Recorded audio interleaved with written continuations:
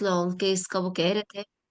तो बिल्कुल एक्चुअली ये जो क्लासेस हैं दीज आर नॉट ओनली, मैं तो कहती हूँ ठीक है एफसीपीएस पार्ट 2 का तो हम मेन फोकस करते हैं, बट यस एमएस एमआरसीयूजी वो सब भी ज्वाइन इन करते हैं। और मुझे ऐसा लगता है कि डॉक्टर्स किसी भी स्टेज पे हम मिलके वी कैन डिस्कस, और एक अच्छी क्लिनिकल प्रैक्टिस एस्टेब्लिश हो जाए तो और क्या चाहिए पेशेंट केयर के लिए। तो बिल्कुल अगर किसी एमएस के स्टूडेंट्स ने भी अगर कुछ प्रेजेंट करना है तो ऑलवेज वेलकम। ठीक है, ये मेरा मैसेज बेशक आगे भी आप दे देना। थैंक यू और मैम। बल्कि लास्ट टाइम हाँ कमल आप थे और एक और भी डॉक्टर थे, दो तीन डॉक्टर्स ने मुझे मैसेज भी किया हुआ था। तो if you want to present, आप शॉर्ट केस का करना चाह रहे हो, किसी ने से मैंने पूछा भी था एमएस के जो आप लोग के थोड़े सीनियर्स जो पास हुए हुए हैं कि क्या शॉर्ट केस होता है और लॉन्ग केस।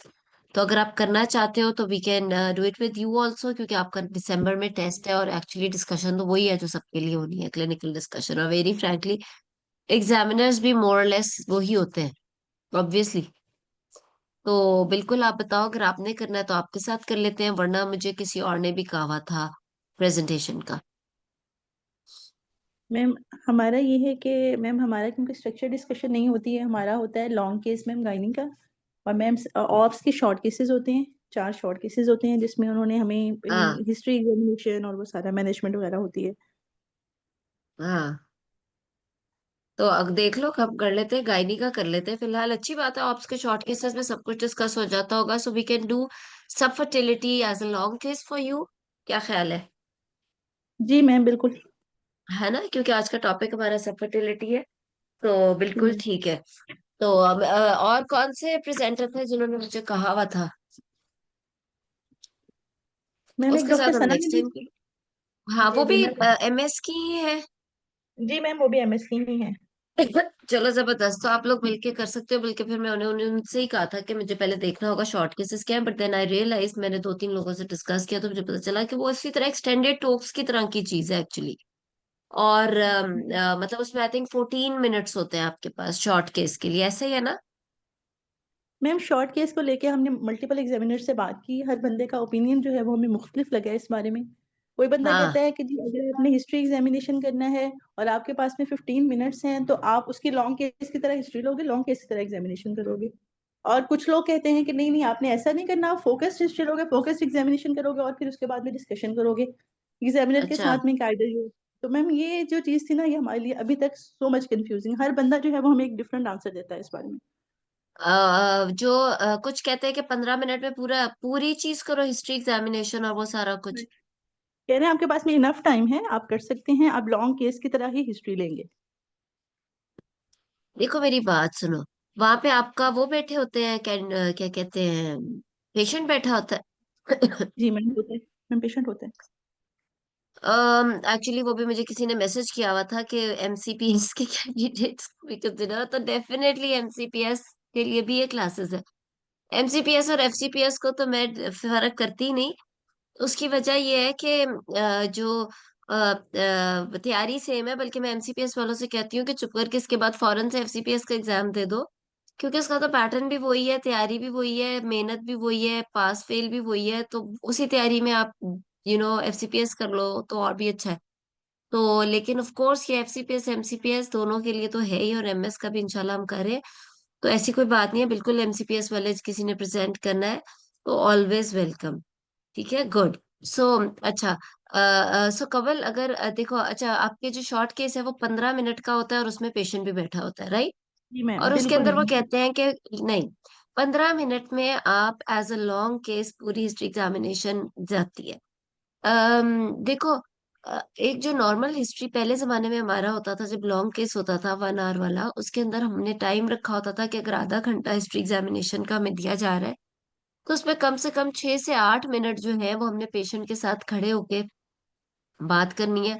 और हमने हिस्ट्री लेनी है, और अगर हिस्ट्री पूरी नहीं भी हुई तो एग्जामिनेशन करते करते हमने साथ ही हिस्ट्री पूरी करनी है। और फिर आखिरी 10 मिनट जो आधे घंटे के होते थे, फर्स्ट आधे घंटे के, उसमें हम इन्वेस्टिगेशन मांगते थे एग्जामिनर से। तो फिर इस तरह जाके पूरा होता था। तो 15 मिनट के अंदर अगर आप जल्दी जल्दी करोगे तो वो गलत बात है। तो नॉर्मली जो शॉर्ट केसेस हैं वो डेफिनेटली बने ही इस तरह होते हैं कि 15 मिनट में वो चीज हो जाए। अगर तो उसके अंदर होता है कि आपने पूरा मैनेज करना है, तो definitely you need to know quickly ये हिस्ट्री एग्जामिनेशन और इन्वेस्टिगेशन, और वो मैनेज होगा। अगर वो सिनेरियो दिया हुआ है और उसके अंदर बेसिक आपको हिस्ट्री एग्जामिनेशन और इन्वेस्टिगेशन दे के लिखा हुआ है कि अब आप इसको ट्रीट करें, तो फिर तो आपने बहुत लंबी चौड़ी हिस्ट्री एग्जामिनेशन पे नहीं जाना, इंस्टेड उसकी ट्रीटमेंट ही बहुत लंबी फिर डिस्कस होगी एग्जामिनर के साथ। सो आपने एक तो सिनेरियो गौर से पढ़ना है कि उसके अंदर क्या क्या चीजें दी हैं। You have to be very very focused. मैं अब एक्सटेंडेड टॉक्स वालों को भी यही कहती हूँ। जिस तरह हमारा आता है, सॉरी, हाँ, जिस तरह, sorry, just give me 1 minute, I need to check something, ठीक है। जिस तरह हमारा आ रहा होता है एक्सटेंडेड टॉक्स के अंदर, टाइम मैनेजमेंट के 10 मिनट में हमने सब कुछ कर लेना होता है, हिस्ट्री एग्जामिनेशन और कई दफा मैनेजमेंट भी। इसी तरह आपने एक्सटेंडेड टॉक्स में भी बहुत लंबा चौड़ा नहीं जाना होता। आपने तैयारी ऐसी करनी है कि आपके फिंगर टिप्स पे फोकस्ड पॉइंट्स हो। अब हमारा एक तरह से जो नया सेशन है एफसीपीएस का, उसकी तो स्टार्ट वाली क्लास है। उसमें मैं खास तौर पे अभी से बताती हूँ, लेकिन एमएस और एमसीपीएस को भी फायदा होगा, स्पेशली जिनका दिसंबर में एग्जाम है, क्योंकि अभी भी 15-20 दिन है आपके पास। आपने घर में बैठ के पूरा हर टॉपिक से रिलेटेड हिस्ट्री के पॉइंट्स आपके फिंगर टिप्स पे। एक पेशेंट सिर्फ पीआईएच का नहीं होगा, उसे पीआईएच के साथ अनीमिया भी होगा, हो सकता है उसको साथ थायराइड भी हो, ये भी हो सकता है पीआईएच के साथ उसको डायबिटीज भी हो, ये भी हो सकता है कि वो पीआईएच के साथ पीआईएच की कॉम्प्लिकेशन का पेशेंट हो। So it's not just going to be PIH, we all know that, that is why we say कि अगर 15 टॉपिक्स है तो they are not actually 15, there are hundreds और मे बी थाउजेंड्स ऑफ केसेस जो उसमें से निकल आते हैं। पर एवरी अदर पेशेंट, चाहे आपको 10-15 साल हो गए प्रैक्टिस करते हुए, you realize that every other patient is actually a new chapter for you, right? So इसी तरीके से आपने, अब टॉपिक वाइज अगर आपने हिस्ट्री की भी है, अगर आपके फिंगर टिप्स पे है कि आपकी पीआईएच की हिस्ट्री है, and you know you will start with, for example, कि अभी उसकी जो प्रेजेंटिंग कंप्लेंट में उसका ब्लड प्रेशर किस तरह से रहा, और उसके जिस तरीके से हम कहते हैं कि हेडेक, ब्लरिंग ऑफ विजन, और पैल्पिटेशंस, एपिगैस्ट्रिक पेन, स्वेलिंग्स, ये सब चीजें रूल आउट करके उसके बाद आप उसका उसका बीपी कंट्रोल, अभी क्या मेडिसिन ले रही है, और साथ वजह क्या है पीआईएच की, विच इज पर्टिकुलरली कि कोई क्रॉनिक किडनी डिजीज या कोई और ऑटो इम्यून डिजीज या वो कुछ तो नहीं है, और फिर पॉसिबल कॉम्प्लिकेशंस टू बेबी और मदर, उसकी हिस्ट्री।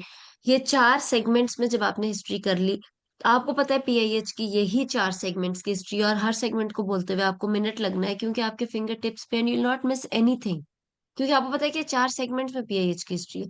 और अब इस पेशेंट का पीआईएच के साथ अनीमिया भी, अनीमिया तो होगा हर पेशेंट में ऑलमोस्ट। तो अगर आपको पता है कि इस पेशेंट में पीआईएच के साथ अनीमिया भी है, तो आपको पता है कि अनीमिया की हिस्ट्री में भी आपको 3 या 4 सेगमेंट्स में, विच इज कि आपने उसकी palpitations, loss of concentration, early fatigue, shortness of breath, ये पूछ के फिर आपने उसकी वजह क्या अनीमिया की, क्या उसको ब्लीडिंग पहले होती थी बिफोर प्रेगनेंसी ज्यादा, या उसका वर्म इन्फेस्टेशन की हिस्ट्री है, या उसको उसकी ओरल इंटॉलरेंस है टुवर्ड्स आयरन एक्सेट्रा, या वो वेजिटेरियन है, या इसके सब ये सारी कॉजेज रूल आउट करके, और उसकी अब क्वालिटी ऑफ लाइफ पे क्या इफेक्ट है, शॉर्टनेस ऑफ ब्रेथ का, और अब तक उसने क्या ट्रीटमेंट ली। ये 3-4 सेगमेंट्स में अगर आपकी अनीमिया की हिस्ट्री हो रही है, तो आई थिंक इस पूरी हिस्ट्री को पीआईएच विद अनीमिया वाले को शायद 4 मिनट लगे, लेकिन you will cover each and every point. इतने अच्छे अच्छे पॉइंट्स आप कवर कर जाओगे, बट तब जब आपके फिंगर टिप्स पे होगा। सो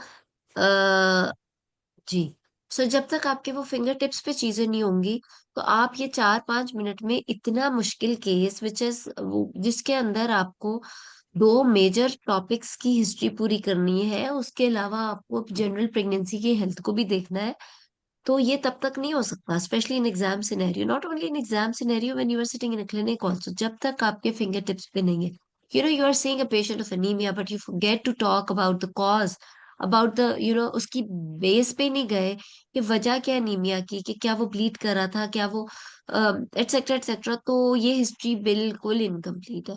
इसी तरह पीआईएच की भी। तो जब तक आपकी तैयारी बेड साइड ऑफ पेशेंट पे जाने से पहले घर बैठ के ये वाली तैयारी मुकम्मल नहीं है, इसी तरह examination, if you are sure and you हर चीज आपके फिंगर टिप्स पे है कि पीआईएच का पेशेंट है, ये मेरा फोकस्ड एग्जामिनेशन है, in general physical I have to check the pulse उसके, रीनो रीनल डिले, या reno femoral femoro renal, whatever, radio radial delay, sorry, और रेडियो फेमरल डिले, वो वाली चीज आपको पता है साथ देखनी है पल्स में। आपको पता है बिकॉज PIH और chronic hypertension is a cardiovascular disease actually, because we are not sure it's PIH और नॉट, बिकॉज हमें नहीं पता 20 वीक्स के बाद हुआ है या पहले से था या क्या था। तो क्रॉनिक हाइपरटेंशन भी हो साथ में, या तो इट्स अ कार्डियोवास्कुलर डिजीज, तो आपने पल्स के साथ साथ आपने JVP भी देखनी है। उसके अलावा आपने फेशियल एडीमा देखना है। कुछ लोग थायराइड का भी चेक कर लेते हैं कि चलो ब्रूई वगैरह, लेकिन मेनली फोकल जो आपका एब्डोमिनल एग्जामिनेशन तो हर एक में है और इसमें बहुत ही इंपॉर्टेंट है, but in particular to PIH you have to rule out IUGR, you have to rule out abruption. Excuse me. तो आपको ये चीजें रूल आउट करनी है। And preterm labour. और फिर आपको अगर अब्रप्शन की शक हुआ है तो आपने इसका पैड देखना ब्लीडिंग के लिए। ये वो फोकस्ड बातें हैं जो आपको पता है कि इसके अंदर आप मिस नहीं कर सकते। इसी तरह नीमिया, अगर इस पेशेंट में नीमिया भी है तो again pulse is important, JVP is important, क्योंकि नीमिया को आप साथ साथ DD बना के कार्डियोवास्कुलर के साथ डिफ्रेंशिएट कर रहे होते हो। ठीक है। तो आपने उसका कार्डियोवास्कुलर सिस्टम भी करना होता है, एंड देन द नीमिया एग्जामिनेशन, नीमिया के अंदर प्रीटर्म ऑब्वियसली कॉन्ट्रैक्शंस रिकमेंड। तो दिस इज हाउ आपको पता है कि ये दो चीजें, और आपने ये चीज एग्जामिनेशन। इसी तरह इन्वेस्टिगेशन, इन्वेस्टिगेशन कौन सी सबसे ज्यादा इंपॉर्टेंट है अदर देन बेसलाइन? जो चीजें हम नहीं बोल रहे जैसे बेसलाइन, वो तो मेरा ख्याल है हर कैंडिडेट को पता ही है कि क्या है। बट फोकल जो इन्वेस्टिगेशन है इस पेशेंट में, लाइक PIH को लेकर है, यू शुड नो एग्जैक्टली कि इसके अंदर आपने LFTs, RFT, serum uric acid और यूरिन एल्ब्यूमिन पे बात हर सूरत करनी है। अगर यूरिन एल्ब्यूमिन पे शक है तो स्पॉट यूरिन टेस्ट या क्रेटिनिन रेशो जो आप करते हो, वो सारा प्रोटीन क्रेटिनिन रेशो जो आप करते हो, बट वो बात की बात है, लेकिन असल यूरिन एल्ब्यूमिन आपको एग्जैक्टली पता हो कि ये कुछ पर्टिकुलर चीजें हैं जिसपे मैंने जरूर बात करनी है। और इसी तरह अनीमिया में उसके बगैर आपका पूरा नहीं होना। लेकिन ये तैयारी या ये फिंगर टिप्स पे आना तब है जब आपने अपने तैयारी की हो बेड साइड ऑफ पेशेंट पे जाने से पहले। एक चीज, दूसरी चीज ये कि जब वो तैयारी की हो तो वो हर रोज 1 घंटा रिवाइज किया हो बिफोर एग्जाम। 6 बजे उठते हो तो 5 बजे उठ जाओ, सिर्फ इसलिए कि वो 1 घंटा आपने इन्हीं चीजों को रिवाइज करना है कि मेरा ये टॉपिक्स है, इन पेशेंट्स में ये मेरे हिस्ट्री के फोकल पॉइंट्स है, ये मेरे एग्जामिनेशन के फोकल पॉइंट्स है, और ये मेरी इन्वेस्टिगेशन है। जब तक ये तैयारी करके आप एग्जाम में नहीं जाओगे, ये बहुत इंपॉर्टेंट टिप्स हैं जो कि स्पेशली FCPS की तैयारी करने लगे हैं। और एंड ऑल्सो फॉर दोज जो अब दिसंबर में पेयर हो रहे हैं for any other exam. But जो दिसंबर में पेयर हो रहे हैं उनको जरा ज्यादा जल्दी जल्दी ये करना पड़ेगा। जो FCPS वाले हैं वो तो महीना लगा के पहले नोट्स बना ले, और फिर उसको एवरी आवर, एवरी डे पर 1 घंटा एवरी डे आप रिवाइज करोगे। उससे ही आप अपडेटेड रहोगे, और व्हेन यू विल इंशाल्लाह गो टू योर एग्जाम, तो आपको फिर किसी भी सिनेरियो में बैठे हो, रात के 3 बजे आपकी कोई ड्यूटी डॉक्टर प्राइवेट हॉस्पिटल से कॉल कर रही है and she says that there is a patient with PIH, you will not forget to ask about any important thing if you want to, and you'll not forget to tell her कि ये रिपोर्टें ना भूलना। इसी तरह exam scenario में किसी भी मुश्किल हालत में बैठे हो, कोई पिछला स्टेशन बुरा कर रहा है खुदा ना खास्ता, और अब आप सोचो कि मेरा तो पिछले में 0 नंबर है, but now you got a case, और आपने उसकी इस तरीके से तैयारी की हुई है, तो शायद आप डबल नंबर लेके आप पिछले स्टेशन को भी कवर कर लोगे। तो this is how you can prepare और स्टार्ट प्रिपेयरिंग। और जिनका एग्जाम है वो अपनी बाकी चीजों के साथ साथ इस चीज को कंपाइल करके बेड साइड पे जाके प्रैक्टिस करना शुरू कर दें दोबारा से। और चाहे वो फिर 15 मिनट हो, you will not miss very important things. और लेकिन अगेन चाहे वो 10 मिनट का स्टेशन हो या वो 15 मिनट का शॉर्ट केस हो, आपको फोकस्ड भी रहना है, क्योंकि 1 घंटे वाला स्टेशन नहीं है। इधर उधर की आशाएं नहीं करनी। और जब आप मैनेजमेंट डिस्कस कर रहे होगे अपने एग्जामिनर के साथ, तो अपना रास्ता खुद आपने अपनाना है एग्जामिनर के ऊपर, यानी जिसे कहते हैं ना, एग्जामिनर के कोर्ट में बॉल नहीं जाने देनी, और अपने हिसाब से खुद उसको लेकर चलना है। ये नहीं कहना कि यू टेल मी कि उसका BP रिकॉर्ड कैसा है, या ये नहीं कहना कि कोई पेशेंट मेलिग्नेंसी का आ गया है कि इसकी क्या स्टेज ऑफ डिजीज है तो मैं मैनेज करूं। आपने खुद आसान आसान रखना है। आपने कहना है मैंने इसको एंटी हाइपरटेंसिव दी हुई है, blood blood pressure is not control, urine albumin इसका नहीं आया, and I will send her home, और होम से मैं इसकी ओपीडी पे फ्रीक्वेंट विजिट से मॉनिटरिंग कर लूंगी। एक्सेप्ट के एग्जामिनर रोक के कहे कि नहीं इसका बीपी तो 150 110 था या एटसेट्रा एटसेट्रा, तो फिर आप obviously accordingly management, but otherwise अपना रास्ता खुद ही अपना के चलते जाना है और पेशेंट को खुशी खुशी मैनेज करके घर भेज दें। So this is how you do it in your exam. ठीक है। जी मैम ठीक चलो है। ग्रेट। So good. सो हम क्विकली इनफर्टिलिटी का ही कर लेते हैं जो हमने टॉपिक सोचा हुआ था। और क्लासेस हमारी इंशाल्लाह 10 to 11 ही हुआ करेगी। और जो प्रेजेंटर्स हो वो प्लीज शार्प 10 AM पे जरूर आ जाया करे, ताकि हमारा इस तरीके से टाइम ना वेस्ट हो। जी कवल। सो आपके पास कोई सिनेरियो है तो बताओ, या if you want to do short case के तरीके से, if you have any short case या कोई सिनेरियो या कोई चीज तो आप बताओ, तो हम उस हिसाब से कर लेते हैं, वरना मैं आपको दे देती हूँ। मैम आप दे दें। So patient is 32 years of age. She is married for 5 years and she is here with, she wants to conceive for 5 years and she's been living with her husband. So how will you manage her? Structured discussion. ठीक है। um, After introduction and building my rapport, and confirming the information given to me, I will complete the missing data, in which I will ask about my patient from that is this is her first marriage, and is this is her first husband, and her first marriage, and is any children, नीचे चल is she ever जाते। conceived? आप बोलते जाओ, मैं mute करती हूँ। आप बोलते जाओ please. Hello Kawal, don't stop, continue करें प्लीज।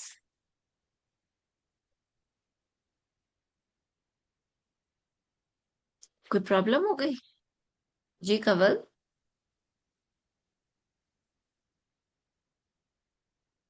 कवल आप अनम्यूट हो। आई थिंक कवल के सिग्नल्स Any का प्रॉब्लम हो गया। हम्म। जी जी ma'am, is her quickly, children? Time आपका मैंने नोट किया हुआ है। सो आपने क्विकली अपना प्रेजेंट करना है।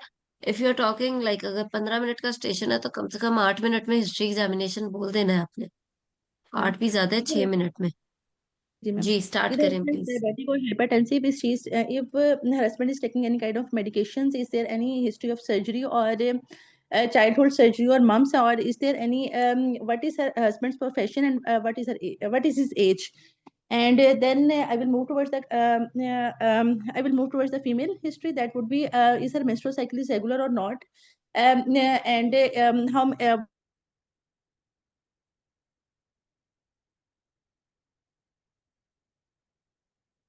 बाकी लोगों को आवाज आ रही है कवल की? No ma'am. कवल आपका बीच में म्यूट हो जाता है जी।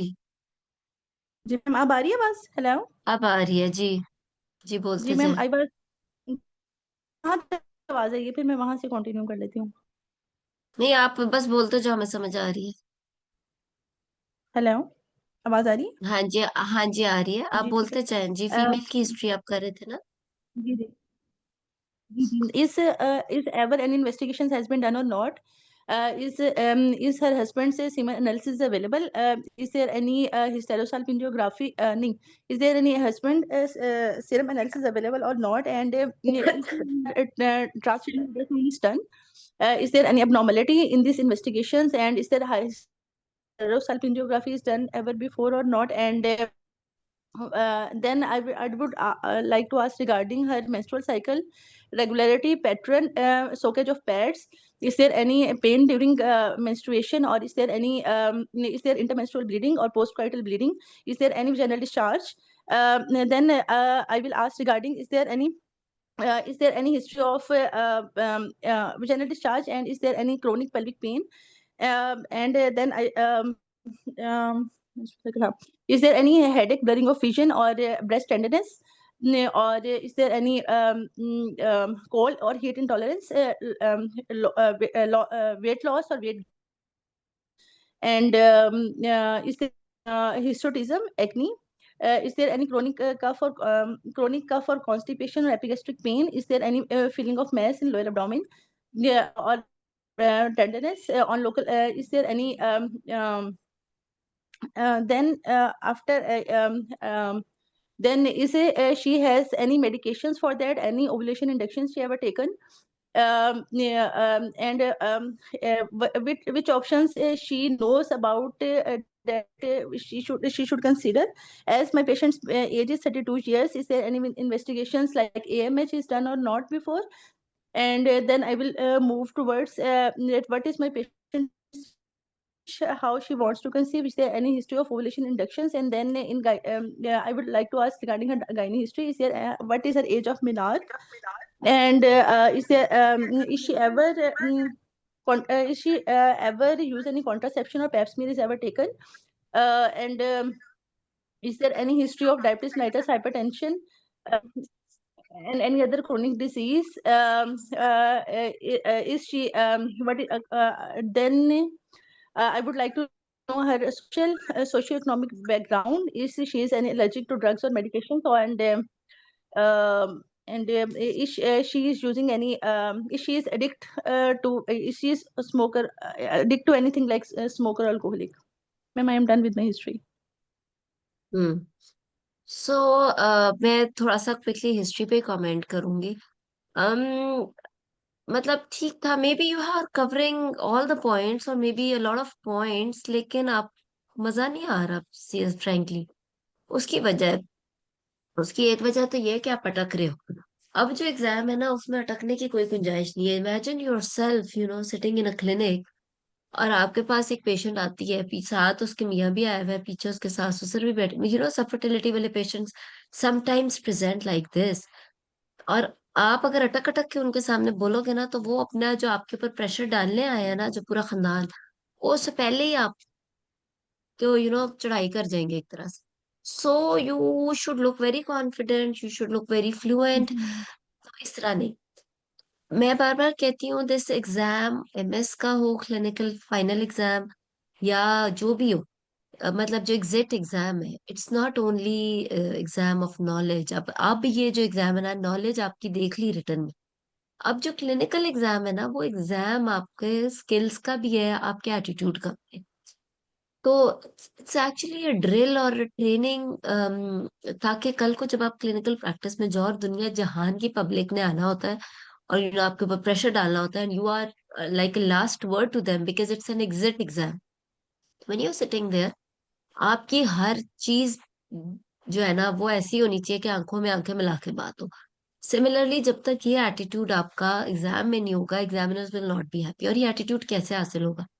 एक तो हिस्ट्री के पॉइंट में, हिस्ट्री वाले लेवल पे ये एटीट्यूड तब हासिल होगा जो जो मैंने अभी आपसे कहा है, कि आपने घर में बैठ के फिंगर टिप्स पे चीजों को लाना है. दूसरी बात, you can not talk irrelevant in your exam और इन योर क्लिनिक.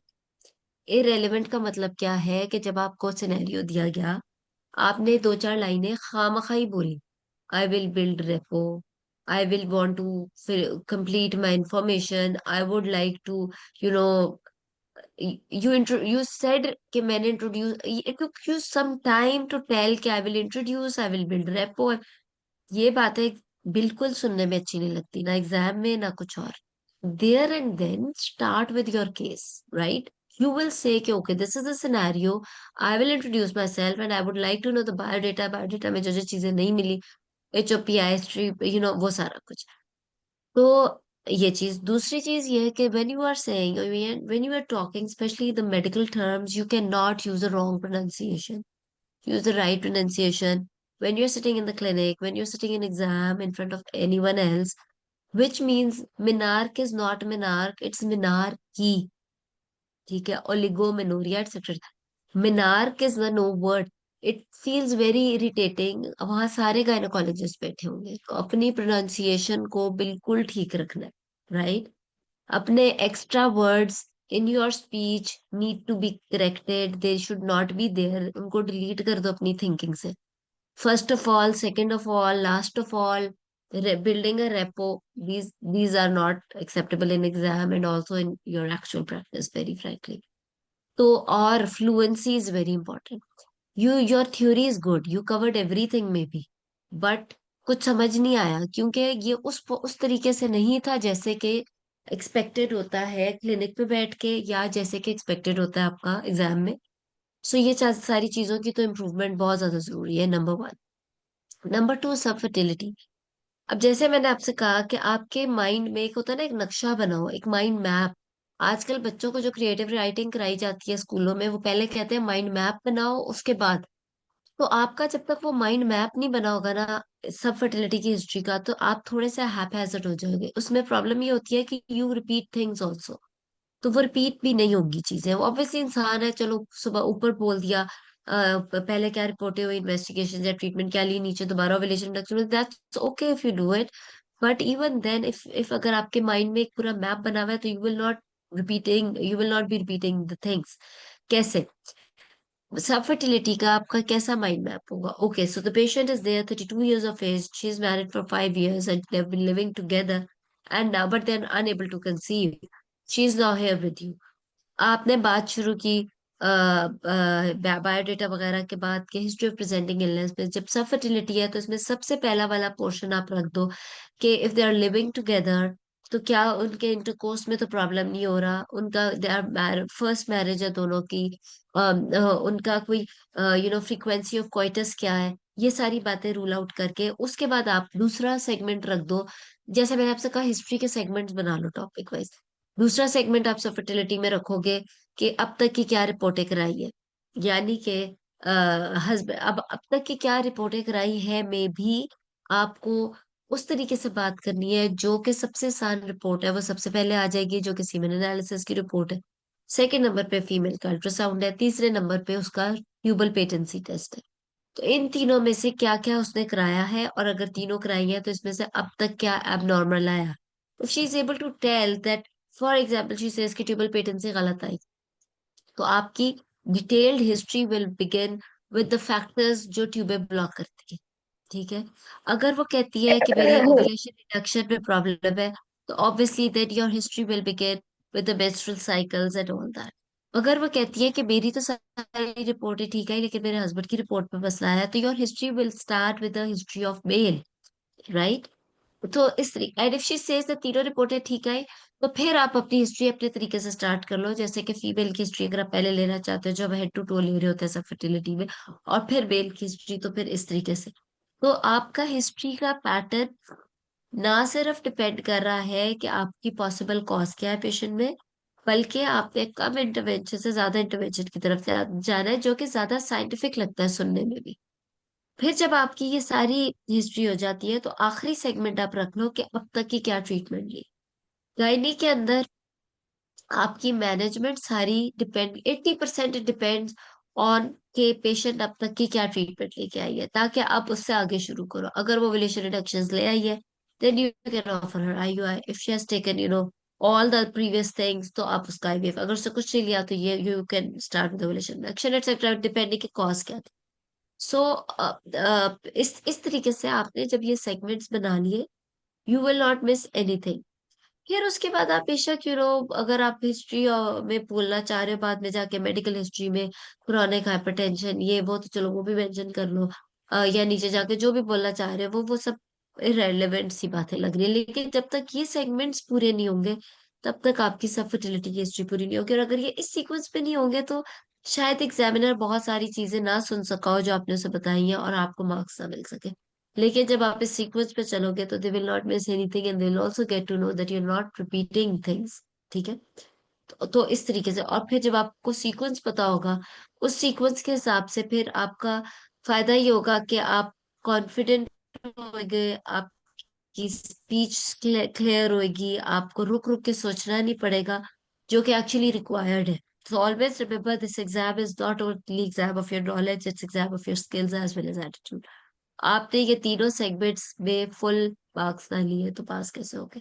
हो ना सिर्फ पास कैसे होगे, कल को क्लिनिकल प्रैक्टिस इतनी पब्लिक को कई दफा फेस करना होता है, आपको काउंसलिंग करनी होती है, आपको खुदा ना खासा बैड न्यूज डिक्लेयर करनी होती है। हम सब इंसान है, वी फेस कॉम्प्लिकेशंस ऑल्सो। आपको जाके कई दफा कन्फेस करना होता है। जब तक आपकी ये सारी चीजें आपकी पर्सनालिटी में नहीं आएंगी, तब तक you are not able to face them as as an independent consultant. और आप ये इस एग्जाम के बाद इंशाल्लाह इंडिपेंडेंट कंसल्टेंट बन के निकल रहे होते हो, इस वजह से ये सब चीजों की प्रैक्टिस बहुत जरूरी है। उसके बाद आप आ जाते हो एग्जामिनेशन पे। कवल का मेरा ख्याल है डिस्कनेक्ट हुआ था in between, if she is जी जी बैक। मैम। तो कमल कवल जी, एग्जामिनेशन कैसे करोगे? एग्जामिनेशन बताते हैं। Firstly, I will start from general physical examination. That would be, I would like to know my patient's BMI with the height and weight, and then vitals. That would be a pulse, blood pressure, respiratory rate, and is there any pallor or jaundice? And then I will move towards the after a general physical examination, as I'm doing the focused examination, so I will move towards the upper abdominal examination. Is there any mass, tenderness, or is there any visible veins? And then I will move towards the local examination. On per speculum examination, local examination, is there any discharge or bleeding coming out of the vagina? On part speculum examination, condition of lateral vaginal walls, cervix, is there any hypertrophy or bleeding or discharge coming out of the cervix? And on bimanual examination, size, I would like to know my patient's uterine size, mobility, tenderness, any adnexal pathology. And yes, ma'am, I am done with my examination. Excuse me। अच्छा, देखो इसी तरह examination की बहुत सारी चीजें, उसके अंदर बीएमआई फाइन, ठीक है। अगर आप क्या कहते हैं, जनरल फिजिकल की बात करो, और if you do not want to elaborate a lot about the systemic examination, तो यस, किसी ने लिखा है ब्रेस्ट एग्जामिनेशन गैलेक्टोरिया, ठीक है, वो आप ब्रेस्ट एग्जामिनेशन का पार्ट करके कर सकते हो। बट अगर पेशेंट को कंप्लेन नहीं है, साइकिल तो उसकी रेगुलर है, तो बहुत ज्यादा इन चीजों के भी पीछे फिर उससे बेहतर है हम अपना फोकल एग्जामिनेशन पे आ जाए। बट यस, ब्रेस्ट एग्जामिनेशन का पार्ट होगा गैलेक्टोरिया। लेकिन अगर पेशेंट को कंप्लेन नहीं है तो स्पेसिफिकली मेंशन भी करने की जरूरत नहीं, then just do the breast examination to check for the lump और tenderness and all. So focal examination के अंदर आपका एब्डोमिनल एग्जामिनेशन, और सॉरी मुझे म्यूट करना होगा। सो आपका एक मिनट, आपका एब्डोमिनल एग्जामिनेशन के अंदर आपका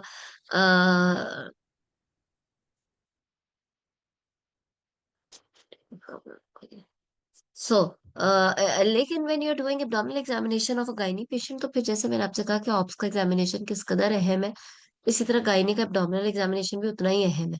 सो you will check for superficial and deep tenderness, you will check for visceromegaly, then you will check for any mass palpable on the abdomen and any signs of fluid in the abdomen. अगर वहाँ patient है तो आपको ये सारा perform करना होता है, सुपरफिशियल डीप टेंडरनेस देख के, इंस्पेक्शन के बाद ऑफ कोर्स, फिर सुपरफिशियल डीप टेंडरनेस देख के, विस्ट्रोमेगाली देख के, फिर you check for the mass. If there's a mass, उसको सारा elaborate करोगे। If there's no mass, you can, even check for the signs of fluid, जिसमें आप उसकी फ्लूइड थ्रिल तो नहीं, शिफ्टिंग डलनेस इनिशियली चेक करने के लिए करोगे। वो मैं आपको बता दूंगी जहां पे हमारा ज्यादा रेलेवेंट होगा ये चीज। लेकिन उसके बाद जब आप वजाइनल एग्जामिनेशन में आओगे, तो कवल वजाइनल एग्जामिनेशन आपका बहुत ज्यादा इम्प्रूव होने की जरूरत है, क्योंकि आप इंस्पेक्शन में वल्वा और वल्वल हेल्थ और हेयर डिस्ट्रीब्यूशन और वो सब देखते हो। And then when you do the speculum examination, you yes take the pap smear and you check for the health of the cervix. And then when you do vaginal examination, you have to talk about the size of the uterus, anteverted or retroverted, mobility and tenderness. And then you talk about it next। इनमें से कोई एक चीज भी आप miss नहीं कर सकते, ठीक है। तो ये बहुत जी जरूरी मैम। है। किसी ने कहा कि check for features of PCO and hirsutism, that will be a part of general physical examination. जब आप उसका फेशियल फीचर्स देख रहे हो या hirsutism, if she has complained about something like excessive hair growth, तो यस, फिर आप उसकी हर्सिटिज्म की स्कोरिंग करने के लिए उसका चेस्ट और वो सारा देख सकते हो। But if there is no such complaint and there is and the case is not going towards PCO, तो फिर बहुत ज्यादा वेस्टेज रेशो और वो कैलकुलेट करना हर पेशेंट में तो रिकमेंडेड नहीं है। तो इस तरीके से आप चलोगे, ठीक है।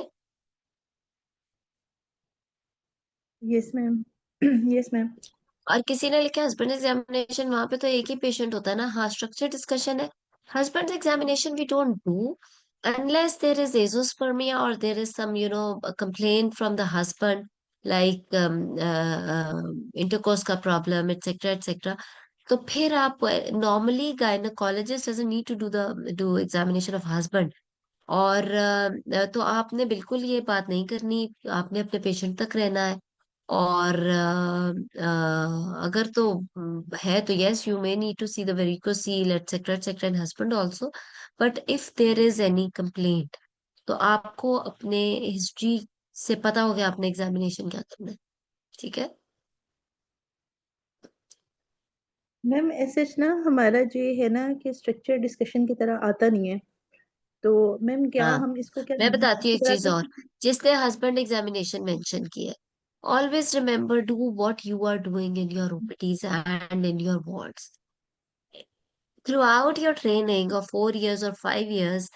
जिस भी डिग्री के लिए आप कर रहे हो, you don't examine husband, do you? No. So you have to follow what you have been doing. अच्छा जी, कवल आप क्या कह रहे थे?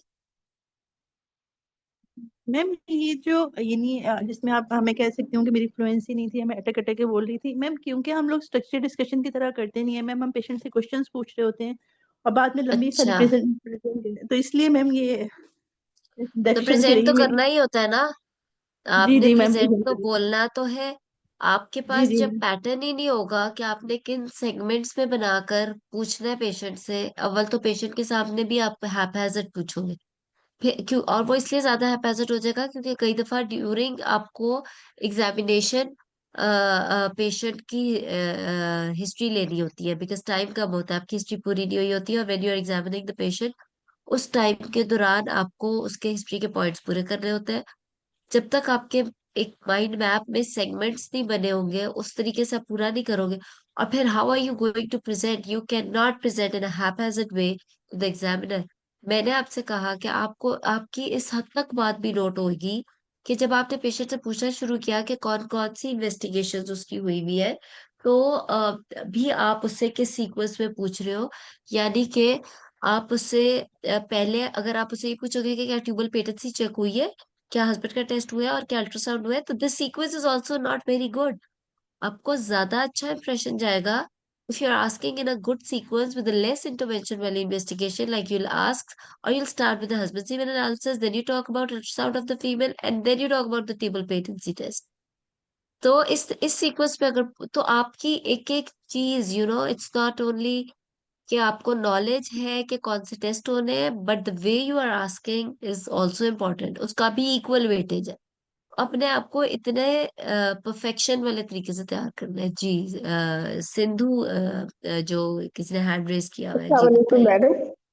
मैडम वालेकुम अगर सलाम जी। सॉरी, अगर हस्बैंड में फॉर एग्जांपल कोई पॉजिटिव हिस्ट्री आती है, कोई वेरिकोसील वगैरह आता है, तो जब हम मैनेज कर रहे होंगे तो उसमें ये तो बोल सकते हैं ना कि I will refer the husband to the urologist और किसी यस, और ये यस, बोल सकते। ठीक है। That is what we do also. ठीक है we madam, don't thank miss this, हम हस्बैंड को मिस नहीं कर जाते। But yes we involve urologist, और मे बी अब तो बहुत ज्यादा ट्रेंड आ गया सेक्सोलॉजिस्ट का भी। If there is a problem in female and male about intercourse and you think that's not vaginismus और एनी ऑब्स्ट्रक्शन और एनीथिंग एल्स, अब तो सेक्सोलॉजिस्ट की एक अलग फील्ड आ चुकी है। People got the degrees of this, कहीं से लेके आए होते हैं और उन्होंने अपनी। So you can involve a counsellor also, ये मल्टी डिसिप्लिनरी टीम यही तो है सारी। ठीक है। यू। तो डोंट मिस एनी सेगमेंट जी। ठीक हो गया जी कवन। मैडम सो इन्वेस्टिगेशंस जी। अस्सलामुअलैकुम। मैडम एक क्वेश्चन था कि जैसे अगर पेशेंट की मतलब पेशेंट से हम पूछ रहे हैं और हस्बैंड की रिपोर्ट है, तो हम स्टार्टिंग ही हस्बैंड से करेंगे, लेकिन लेनी हिस्ट्री दोनों यस, की होगी ना? डेफिनेटली। हिस्ट्री, आप ये बहुत अच्छा सवाल है। हिस्ट्री आपने सारी पूरी कर ली है। आपको पता चल गया है कि ट्यूबल पेटेंसी में मसला था, फॉर एग्जाम्पल ट्यूबल पेटेंसी के तो सारे पॉइंट्स आपने शुरू किया। टीबी का भी पूछ लिया, प्रीवियस सर्जरी का भी पूछ लिया, एटसेट्रा एटसेट्रा। लेकिन don't miss the menstrual history of the patient. History patient की भी हेड टू टो लेनी है, हस्बैंड की भी लेनी है। इसी तरह अगर किसी के हस्बैंड में मसला है तो फीमेल की भी पूरी लेनी है। लेकिन आपका सीक्वेंस ठीक होना चाहिए। ठीक है। नहीं मैडम, जैसे अगर मेल की मतलब शो हुई हुई है तो हम स्टार्ट मेल से करेंगे या जो फीमेल से मेल मतलब से, मेंस्ट्रुअल हिस्ट्री से करेंगे? मेल से, मेल से, मेल से। ठीक है मैम मैम। ठीक है। अगर एग्जाम में सिनेरियो हो पीसीओएस का, जैसे पेशेंट को जो है वेट गेन या हिर्सुटिज्म ओलिगोमिनोरिया है, तो मैम क्या पीसीओएस की काउंसलिंग स्टार्ट करनी है या अदर जो इनफर्टिलिटी के फैक्टर्स हैं, जैसे पेशेंट वांट्स टू कंसीव भी है और पीसीओ के फीचर्स भी है, तो इसमें जैसे कि थायराइड या पीआईडी ये सब पूछने हैं या बस? डेफिनेटली, डेफिनेटली सब पूछता है। पीसीओ के साथ तो थायराइड वैसे 12 to 15% of PCOS have, they are hypothyroid. PCO के फीचर्स है, लेकिन ओलिगोमेनोरिया है या तो आपने सारी कॉजेज उसकी रूल आउट करनी होती है। सेकेंडरी एमेनोरिया है वो सारा, तो उसमें फिर सारी कॉजेज रूल आउट करनी होती है। पीसीओ तो एक कंप्लीट अलग टॉपिक है। सब फर्टिलिटी आज तो मेरा प्लान था कि अनएक्सप्लेन्ड हम करते हैं, लेकिन हम अगले एक दो क्लासेस में fertility, subfertility because of PCO, subfertility because of fibroid, ये भी पूरा कर लेंगे।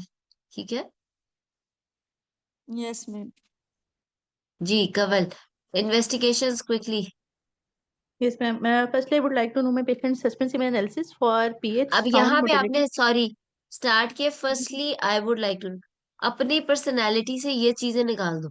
फर्स्टली, जी लास्टली, दीज वेस्ट टाइम, सुनने में भी नहीं अच्छा लगता। कोई पेशेंट आप सामने बैठे हैं, नेवर से first of all you go to this place. No, focused बात। गुड, चले आप जी मैम। बताएं। Uh, what about her baseline investigations, which include blood group and RH factor, complete blood count for hemoglobin, TLC, and platelet counts, viral markers, urine complete examination for microscopy and biochemistry, and then time blood sugar levels, fasting or 1 hour postprandial. And then specific investigation would include husband semen analysis with date and hmm. time for pH, count, motility, morphology, and volume. And then is patient's transgender scan is done or not? That would be for enteral follicular count, endometrial thickness, myometrial echogenicity, and any adnexal pathology. And then as my patient's menstrual cycle is regular, her FSHO alleged would not be done. And then I would move towards the thyroid profile. That would be T3, T4, and TSH. And then thyroid, serum prolactin levels. Um, and is there any hysterosalpingography is available or not? अच्छा, बात, चलो ठीक है, इसको improve करते हैं। दो तीन जी चीजें मैम। जो जी मैम। वार्ड में कर रहे हो वो बोलो। क्या आप ब्लड शुगर के लिए पहले फास्टिंग कराते हो फिर 1 hour post prandial? Patient OPD में आई है सब फर्टिलिटी, क्या आप उसे कहते हो जो 2 levels करा के हो? मैं नहीं मानती। वो यंग जी पेशेंट मैम। है, if you think she is not, हम तो BSR 92 आ गई है, हम कहते हैं she is not diabetic. 25 year old या 32 year old आपके सामने आके बैठी है, एक्स्ट्रा बातें नहीं करनी। दो, व्हाई आर यू टॉकिंग जो आप नहीं कर रहे हो? मैं जी आपको मैम। हर क्लास में कहती हूँ आप लोगों को कि आप लोग जो वार्ड्स में कर रहे हो वो बिल्कुल ठीक और एविडेंस बेस्ड है। I am telling you. तो आपको कुछ समझ नहीं आ रहा, वो बोल दो जो आप कर रहे हो। ठीक है, सो प्लीज, शुगर को आप बहुत एम्फसाइज करना, या बहुत, जिस पे आपको डायबिटीज मिल गई है उसमें आप जीटीटी की भी बात कर सकते हो। उसमें आप कह सकते हो कि रेड अब आ गई है, मुझे फास्टिंग चाहिए, एटसेट्रा एटसेट्रा। ठीक है, तो उस पर नहीं, वहीं पे अगर डिस्कशन शुरू हो जाएगी आपका आधा टाइम उधर वेस्ट। एक चीज, दूसरी चीज, आपने सीमेंट एनालिसिस में बोला डेट है, टाइम है। टाइम से क्या मुराद है? या तो बोलो कि is it done like 3 to 5 days abstinence के बाद, या कुछ ऐसा, सॉरी एक्सक्यूज, बस ठीक है। सो या तो आप ऐसा बोलो, या फिर आप बोलो कि या ठीक है डेट बोल दो, इट्स गुड। या आप बोलना चाहो, अगर एग्जाम में जरूरत नहीं है कि लैब बोल दो कि कौन सी लैब है, कोई ठीक भी लैब है नहीं। बट ये है कि नॉर्मली अगर हम क्लिनिकल प्रैक्टिस में होते हैं तो हम डेट देखते हैं और हम साथ में लैब देखते हैं।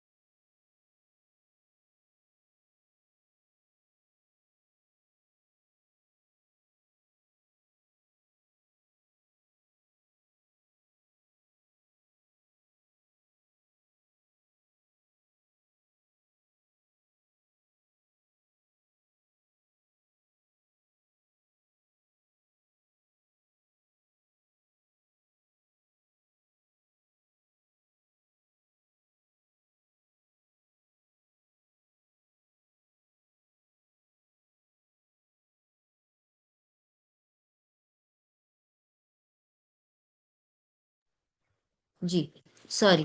सो ये मैं आपको बता रही थी। अच्छा, उसके बाद आपने फिर बीच में बोला कि periods are regular so I not do FSH LH, it's not like that. देखो, आप ठीक कह रहे हो, periods are regular and she is young and तो ठीक ही होगा, बट अगेन फिर भी कहते हैं कि बेशक रेगुलर पीरियड्स है तो एफएसएचएल हम करा लेंगे, बिकॉज 5% चांस होता है कि एन ओवुलेटरी साइकिल हो रही हो रेगुलर पीरियड्स में भी। तो एफएसएचएल और प्रोलैक्टिन आपने करा लेना। उसके अलावा ठीक है, थायराइड फंक्शन टेस्ट कराया, एचएसजी कह लो या ट्यूबल पेटेंसी टेस्ट कह लो। कुछ लोग तो अब एचएसजी खत्म ही होता जा रहा है, बिकॉज उल्टा वो कहते हैं कि एचएसजी एक्सरे डिपार्टमेंट में होता है, तो जो ट्यूबें खुली होती है वो भी इन्फेक्शन असेंड कर जाती है और ट्यूबें बंद हो जाती है। तो इससे बेहतर है लेप्रोस्कोपी, कुछ लोग डायरेक्टली लेप्रोस्कोपी कर देते हैं। सो आप ट्यूबल पेटेंसी टेस्ट कह लो, वो भी ठीक होगा। सो इस तरीके से। और अल्ट्रासाउंड अगर आपने मांगा ही नहीं, मुझे तो लगा मांगा, जी मैम और मांगा फिर था। कहाँ चली गई? हाँ, जी जी मैम मांगा था। फिर दोबारा से मांगो। कैसे मांगोगे अल्ट्रासाउंड? जी ma'am, transvaginal scan for antral follicular count and for uterine size, for endometrial myometrial thickness, myometrial echogenicity, and any adnexal pathology. Good, ये आपने अच्छा मांगा है। तो या तो आप एट्रल फॉलिकुलर क्राउड कह लो, या अगर को 12th डे का है तो मुझे फॉलिकल का साइज चाहिए होगा। So good. तो इस तरीके से ठीक है। किसी और ने कोई इन्वेस्टिगेशन ऐड कर रही है तो बता दे मैम एएमएच जो है, एएमएच करवाना ना। होता है? एएमएच आपने 35 के बाद वालों का कराना है, उससे पहले नहीं इन चक्रों में पड़ना। और मैम अगर एएमएच करवाना है तो एएमएच से ओव्यूलेशन का कैसे पता चलेगा? AMH is not done to check ovulation. It's done to check the ovarian reserve. Okay. So if AMH is on the lower side, again, single AMH value does not declare that a female is having lower ovarian reserve. अगर AMH lower side पे है तो either be repeated like after 3 months, and also उस time का AMH we check it with the FSH levels also. Periods regular है, FSH LH बिल्कुल normal है, एक रिप्रोडक्टिव एज ग्रुप वाला। लेकिन AMH is on the lower side तो it does not mean कि वो एनोवुलेशन होगी या बहुत कम ओवेरियन रिजर्व है। It has to be a complete clinical scenario to declare that a lady is having lower ovarian reserve. AMH should be low, FSH should be high, and maybe she's having, off and on amenorrhea or something like that. लेकिन फिर भी अगर एक भी level AMH का lower side पे हो तो हम थोड़ा सा हरी जरूर दिखा देते हैं पेशेंट को कि कंसीव करने में अब जल्दी कर लेना चाहिए। सो इस तरीके से हम चलते हैं। दूसरा, और AMH आपने सिर्फ 35 के बाद कराना है। या फिर ऐसी पेशेंट जिसकी कुछ सर्जरीज हो चुकी हो ओवेरियन सिस्ट के लिए, उसमें आप AMH पहले करा सकते हो बिफोर 35। और एक चीज और बात की जाती है जब when you are asking about, sorry, जब आप FSH LH मांगते हो तो एक चीज ये कहते हैं कि इस डे टू साइकिल का डे टू एक FSH LH मांगना। दूसरा, किसी ने बहुत सी बात की, मोहम्मद ने, कि day 21 serum progesterone. Yes, it is very important. Now what does this day 21 serum progesterone mean? Kawal ने मिस किया था। आई वुड ऑल्सो से कि आपने बाकी रिपोर्टों के साथ डे 21 प्रोजेस्टेरॉन जरूर मांगना है, लेकिन इसको मोहम्मद आप सिर्फ डे 21 सीरम प्रोजेस्टेरॉन नहीं लिखोगे, आप इसको लिखोगे या आप मांगोगे day 21 serum progesterone level in a 28 day cycle. क्योंकि 21 डे वाला ही इन अ 28 डे साइकिल बताएगा कि ओवुलेशन हुई है साइकिल में या नहीं हुई। Obviously this test is done to check the ovulation. ठीक है, जैसे भी किसी ने सवाल किया AMH से related, AMH is done to check the ovarian reserve. Day 21 progesterone and 28 day cycle is done to check the ovulation in that particular cycle. अगर वो पेशेंट का साइकिल 28 डेज से ज्यादा, यानी कि आपने 7 डेज पहले का प्रोजेस्टेरॉन कराना है, अगर उसका 28 डेज से ज्यादा का है तो आप उससे 7 डे माइनस करके उसका प्रोजेस्टेरॉन लेवल पूछोगे। अगर उसके डिलेड साइकिल्स है या इरेगुलर है तो डे 21 से चेक करके ऑल्टरनेट डे करते जाओगे टिल शी गेट्स पीरियड, और उससे माइनस करके 7th डे पे जो आपको डे 21 की प्रोजेस्टेरॉन की लेवल मिला था, तो वो आपका ओवुलेशन को शो करेगा कि हुई या नहीं हुई। आई होप आप लोग को समझ आ गया, बिकॉज अगर आप खाली डे 21 प्रोजेस्टेरॉन मांगते हो doesn't make any sense. You have to say day 21 progesterone in 28 day cycle. ठीक है, good, great. So fine. So ये इन्वेस्टिगेशन है, और कोई? I think we are done. Management जी, कवल मैनेज कर ले जल्दी से। Ma'am considering that all the investigations are normal, I will tell my patient that she is having unexplained infertility, and for which I would offer her ovulation induction if she is not taking it before. That would be in the form of clomiphene citrate for 3 months. And while giving her clomiphene citrate, I will keep checking her follicular. I will do serial TVS for follicular tracking, and if her if follicular size is achieved up to 2 centimeter, 1.8 to 2 centimeter, then yeah, I will keep continue clomiphene citrate for next 3 months. But if she is not responding to clomiphene citrate, then I will start her on aromatase inhibitors in the form of letrozole 2.5 milligram, increase its dose if needed. And after 6 months, I will, if my patient is not conceiving, then I will move towards the IUI. That would be in the form of 3 to 6 cycles.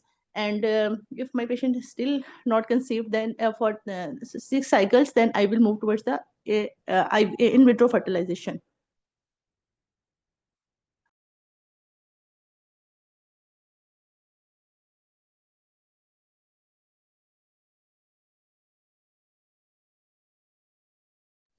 You were good, but again, average good, मतलब बहुत अच्छा नहीं था.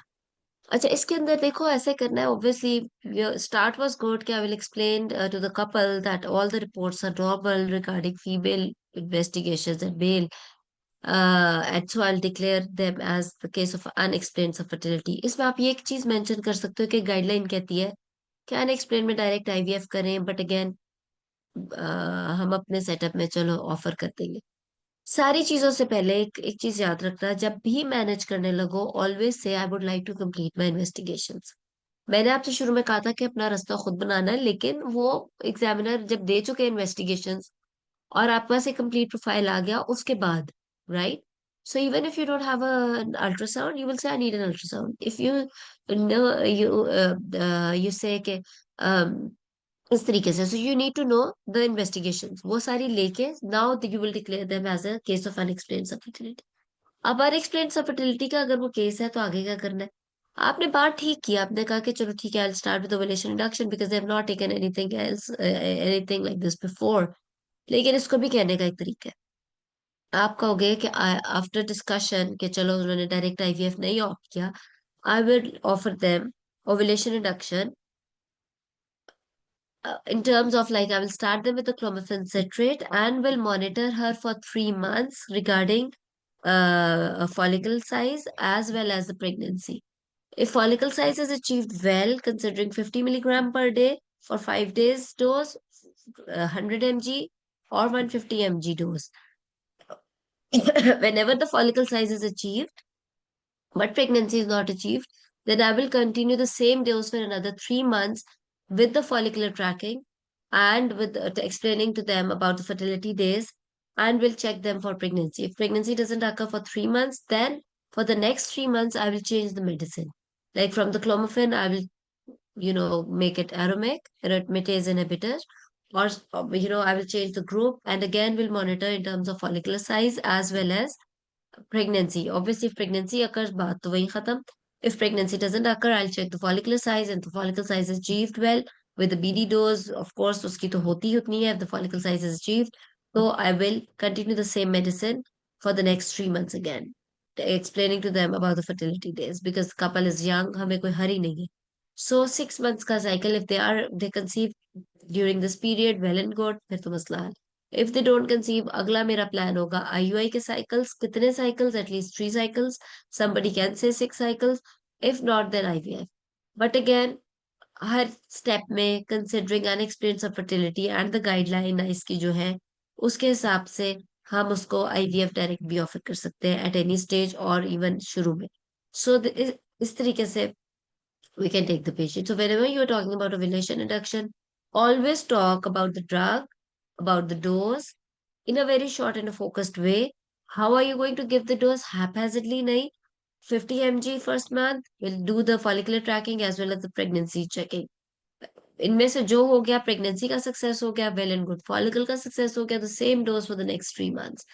If not 50 से 100, तो excuse me, तो आप इसको